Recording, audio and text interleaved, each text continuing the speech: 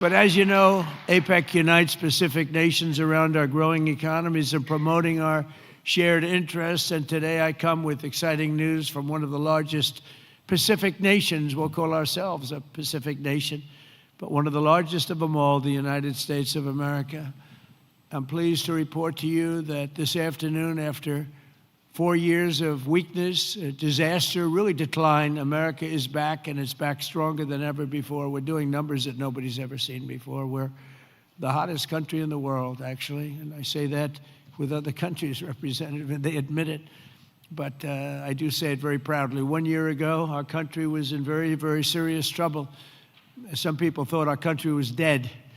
Now we're literally sort of an inspiration to a lot of other countries. We are indeed, I use the term hottest country, but we're the hottest country anywhere in the world by far. The United States is blessed with right now, the strongest economy, the strongest borders. This all happened over the last 9 months. The strongest military, the strongest friendships, and the strongest spirit of any nation on the face of the earth. This is a golden age in a short period of time. I knew we could do it. I didn't know we were going to do it this quickly. It's a little bit more than 9 months. So in less than 1 year, we've secured commitments for over $18 trillion of new investments. As an example, the previous administration, in 4 years, they did less than $1 trillion. I think much less, actually, and hurt our country very badly. Who would have known? But we're going to be 18, so I figure that we'll probably be at 20 or 21, maybe even $22 trillion of investments coming into our country by the end of the first year of my second term. And, you know, we had a tremendously successful first term. We had the strongest economy in history for our country, strongest we ever had. But this is, I think, blowing it away. We have great policy. We have some very good things happening. The stock market, as you know, is set 45 all-time highs since in a period of, it's pretty good, in a period of 9 months, breaking new records week after week, including one just yesterday. We set the record GDP growth in the second quarter. And that's with all of the things that we're doing. When they are built in a year and 2 years, we're going to go through the roof. I mean, we're going to see numbers that I don't think have ever been seen before. But even during this period of a little bit of a period of transition, you could call it, because I think we're in an economic revolution in America. We went at 3.8%. We're up 3.8% GDP, triple and even quadruple the rate that a lot of people thought we'd be. They thought that during this period that we'd be at a much lower rate. Some people predicted 1.5, and we're going to be very close to 4. The next quarter, we're expected to be at about 4% growth. And after that, I mean, I can't even predict, because when all of these factories that are moving in, the car plants are moving in. Yesterday I was with Mr. Toyota in Japan, and he's just announced he's going to spend, they are going to spend $10 billion, and they're going to build new car plants, and they're going to build them in numerous states, about 6 or 7 different states. And we're bringing our car industry back. We're bringing AI. We're leading everybody in AI. We're leading every nation in AI by a lot. But factories are booming in the USA, and manufacturing productivity is rising 5 times faster than it was just 1 year ago. Think of that. Steel production is way up by 155,000 tons a week. Oil production is through the roof by 500,000 barrels a day. And mining of clean, beautiful coal, I call it clean, beautiful coal, is up by 2.6 million tons every single month. And we brought coal back into the picture. What you can do with coal today is incredible. So I call it clean, beautiful. I don't use the word coal, I say, because it's got a little bit of a problem, public relations-wise, the word. So we call it clean, beautiful. My administration's not allowed to use the word coal. They have to say clean, beautiful coal. We've given it a new name. It's a three-name deal. Even semiconductor manufacturing is rapidly returning to the United States. NVIDIA and TSMC have just produced the first state-of-the-art Blackwell chip that was 100% made in the USA. In fact, Jensen, who's an incredible guy, he might be here, I don't even know. Is Jensen here? I think he's around. Somebody said he's here. How is he? Pretty good, right? Got a chip got a chip that's like 10 years advanced, but he's great. And they're all, building now. They're building tremendous plants in the United States, Arizona, Texas, all over. We're going to have a big portion of the chip market just in a very short period of time. But these tremendous strides are also creating great jobs for our citizens. 1.9 million more American-born workers are employed today than when I took office 9 months ago. Think of that. Almost 2 million people more American workers. Nobody's ever had numbers like that. And those numbers are going to get much bigger, much better than that when we open these plants that are being built all over, the AI plants. I've never seen plants this big. I built shopping centers, I built a lot of things, but if you spend 250, 300 million, you can build a big shopping center. These people are spending $50 billion to build a building. And I say, what's your product? Information. I said, well, good luck. That's a lot of information you're gonna have to have. But they're the smartest people in the world are doing it, and they all think it's great. All I can do is make it easy for them. And what I've done, one of the things that I'm most proud of, because I thought of it like every country, our electricity production, our energy production is not, it's not, nobody ever saw this kind of a revolution with the AI.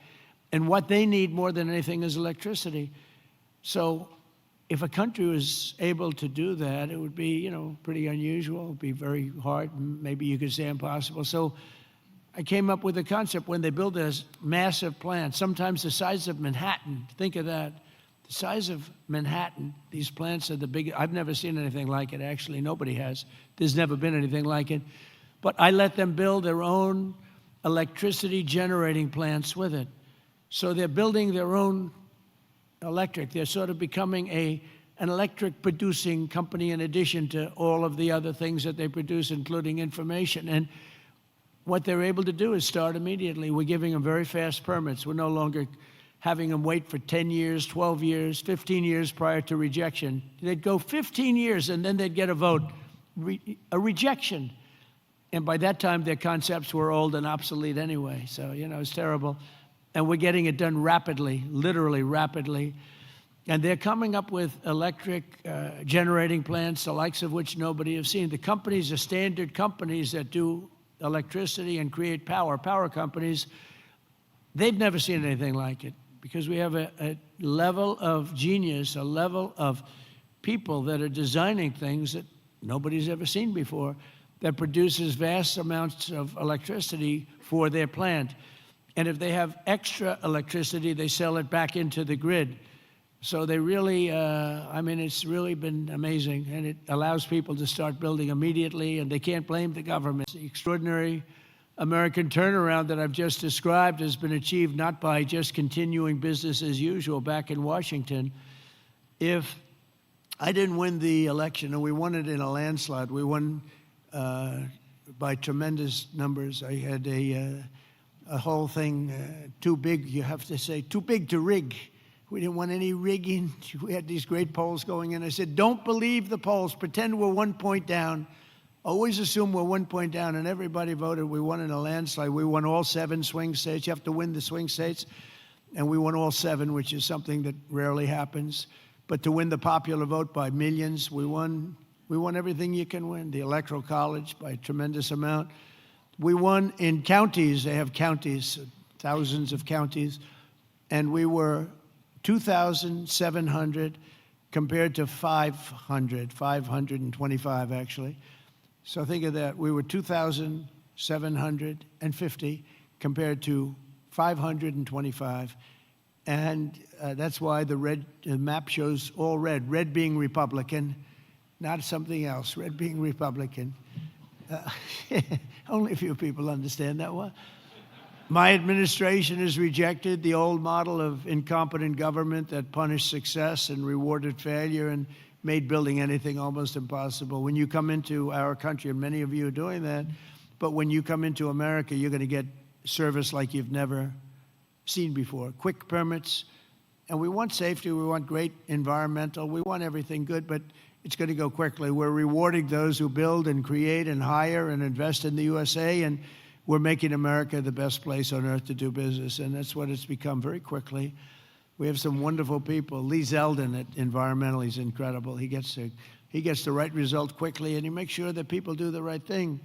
But we will have the best tax rates, the lowest energy costs. We have the lowest energy. We have tremendous amounts of energy, more than anybody else. We have the most oil and gas and coal, more than any other nation on earth. So that's a big advantage that we have over others. We have the lowest regulatory burden. In my first term, we cut more regulations than any other administration in history, and we're going to do about the same level right now or more if we can. The most advanced technology and the fairest trade deals anywhere in the world.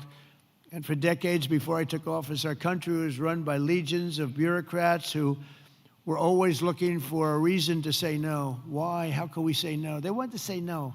They thought that was their job, and it's really just the opposite. We work to say yes. So now we have a president in the White House who cuts through the red tape and excuses. We don't stand for excuses, and says yes to big ideas and bold initiatives and grand ambitions so that America can have great industries, great dreams, and to be the greatest nation on earth, which is where we are now, actually, in a very short period of time. We're rebuilding things that are incredible. We have the strongest military in the world. We have the best equipment. We have the best manufacturers of equipment. And South Korea is buying a lot of our weapons. We make the best. We have the planes and just about everything other than ships, and we'll be there very shortly with ships too. But the only reason it's not ships, because, I don't know, for some reason they stopped doing that.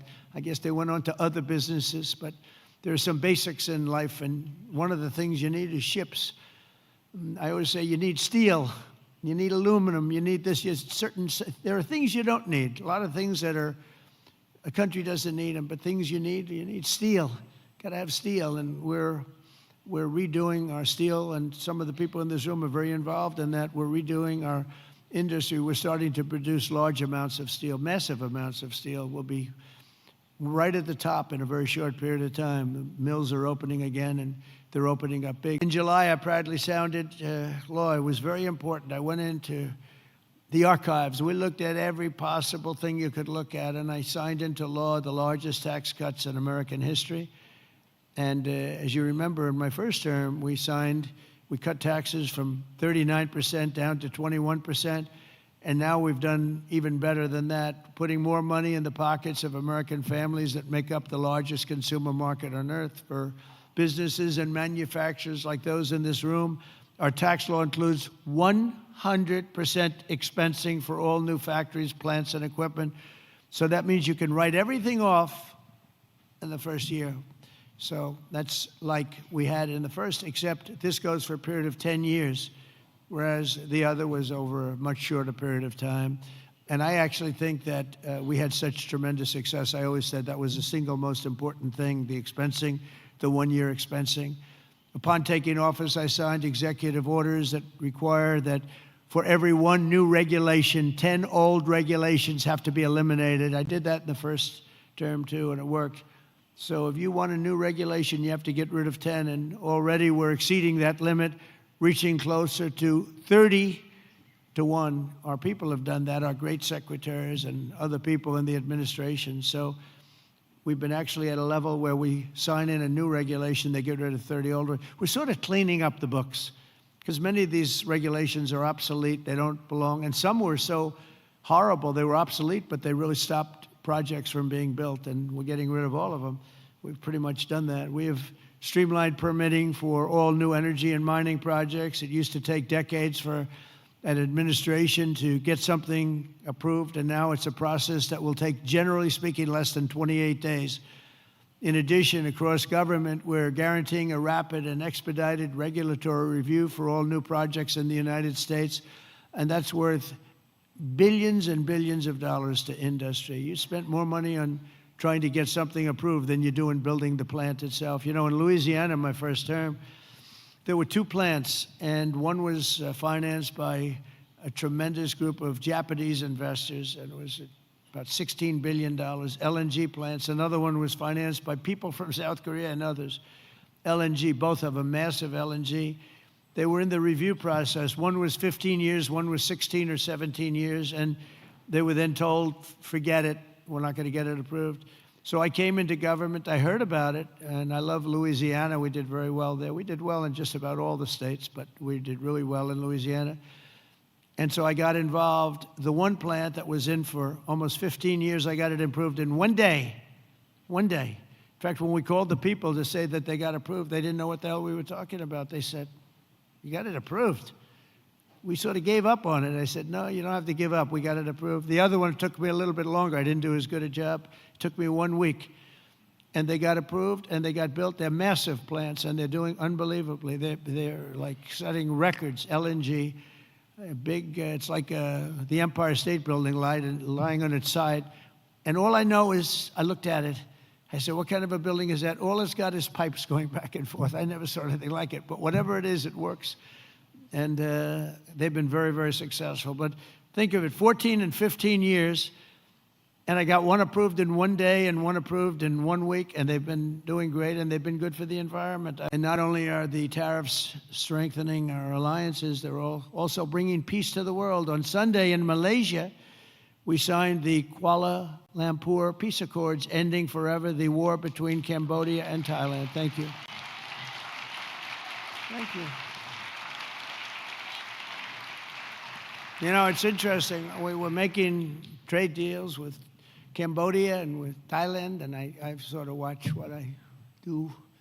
I don't go to the beach and sleep all day. I like to watch. And I see Cambodia, Thailand, among many other nations. And this is true for numerous other deals, too. But I see Cambodia, Thailand, and I read a front-page story about the fact that there were thousands of dead people along the border. And they fought for a long time. And I said, wait a minute, we're making deals, and they're starting a war? They were just starting, and it was vicious. Thousands of people were killed along the border. There are two borders. And I said, let's call the head. I didn't know the heads of either one. I called them. They were both great people and sort of reasonable. I said, listen, you want a trade deal? We're not going to make a deal with you if you're going to be in war. Then I called Cambodia, I called Thailand, I called Cambodia, back and forth. And after about 2 days, we ended up with the help of Malaysia. Malaysia was like a mediator. We used a beautiful facility in Malaysia because it was too hot. The other two, and I don't mean hot weather-wise, I mean it was hot. It was too hot with bullets flying all over the place. And Malaysia was fantastic, and they helped implement it. The prime minister was great guy, just left him. And within 2 days, we signed a deal. And the two people came in, they were like best friends. It was a beautiful thing to see. We saved, probably millions of lives. They've had a tempestuous relationship for, I said, for how many years? 500 years. I said, that's a long time.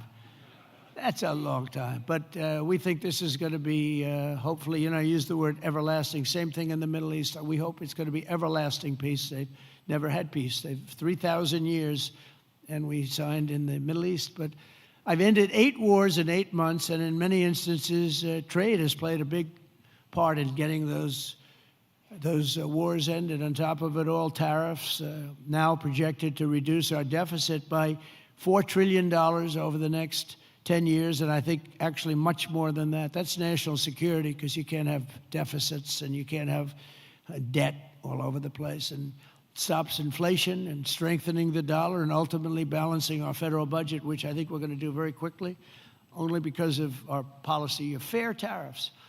And for any company that does not wish to pay the tariff, I say, you could build your factory in America. If you build your factory in America, there is zero tariffs. But, again, going back to the wars, it's so important. If you look at India and Pakistan, so I'm doing a trade deal with India, and I have great respect and love. As you know, for Prime Minister Modi, we have a great relationship. Likewise, the Prime Minister of Pakistan is a great guy, and the Field Marshal, they have a Field Marshal. You know why he's a Field Marshal? He's a great fighter. He really is. He's a great guy, too. And so I know them all. And I'm reading that 7 planes were shot down. They're going at it, and they're really starting to go. And it's a big thing. These are 2 nuclear nations, and they're really going at it. And I called Prime Minister Modi. I said, we can't make a trade deal with you. No, we must make a trade deal. I said, no, we can't. You're starting a war with Pakistan. We're not going to do it. And then I called Pakistan. I said, we're not going to do trade with you because you're fighting with India. And, you know, two nuclear nations. And they said, no, you should let us fight. They both said that. You know, they're warring. They're strong people, I'll tell you what. Prime Minister Modi is the nicest looking guy. He says, and he looks like you'd like to have your father, like, he's a killer. He's tough as hell. No, we will fight. I said, whoa, this is the same man that I know. But after a little while, and they're good people, and after literally 2 days, they called up and they said, we understand, and they stopped fighting. How is that? Isn't that amazing? Now, you think Biden would have done that? I don't think so. Most people wouldn't have thought of it, but, you know, they wouldn't have thought of it. No, but here we are, we're doing deals. So you add an extra sentence, and you say you have to stop shooting at each other. 7 planes were shot down. You have to stop the war. And they stopped the war. And if it weren't for the tariffs, I said I was going to put 250% tariffs on each country, which means that you'll never do business. In other words, there's nothing you can sell for 250%. That means that's a nice way of saying we don't want to do business with you. You don't have to say that because that's a nasty, we don't want to do business. You say we're going to put 250% tariffs if you don't stop the war. And they understood that. And within 48 hours, we had no war, no people killed. I mean, it's makes me feel so good. The only one I didn't do is Russia, Ukraine, but that'll get done too. That'll get done. I thought that was going to be an easy one because of my relationship with President Putin. He turned out to be a little different, but I think it'll get done. It's would have never started if I were president. That war would have never, ever started. So we've used trade to create peace in a lot of different locations. We also solved the war in Africa, Congo, Republic of Congo, and Rwanda. That was much smaller to do with trade, more to do with common sense. They were fighting for years. 10 million people were dead, and we got that one done too. So we did a lot of them. We did 8 in 8 months, and I think the other one's going to come along. I really think so. I thought that would have been one of the easier ones. Who would have thought we created peace in the Middle East but didn't get Russia and Ukraine? Because peace in the Middle East was undoable. They're shaking their heads. They're agreeing. It was undoable. We got it done. 3,000 years, okay? They never had peace. They never had anything like it. We have all countries signed up, and the level of spirit and everything, I think it's going to hold for a long time, hopefully forever. Hopefully that's an everlasting one, too. So in conclusion, at some point in your careers, every great business person and CEO in this room today has faced critics who said reform, innovation, and bold action would only lead to a total disaster, but none of us would be here if we had listened to the small minds with no vision. These are small minds with no vision. They had no understanding of success. They had no understanding of life and death. True success comes from having the confidence and the courage to prove the doubters wrong. And oftentimes you'll go the opposite way of almost everybody, and you'll be the one that's right, and the others will be the one that's wrong. And that's where you have your greatest successes. And that's what America and our Indo-Pacific partners really are doing this week, and what our businesses and entrepreneurs do each and every day. That's what you do, the most successful people in the world. Together we're solving the challenges that no one before us has ever been able to solve, and we're forging a free and open Indo-Pacific, and for all of the people, we're creating a future of dignity and security, prosperity and pride.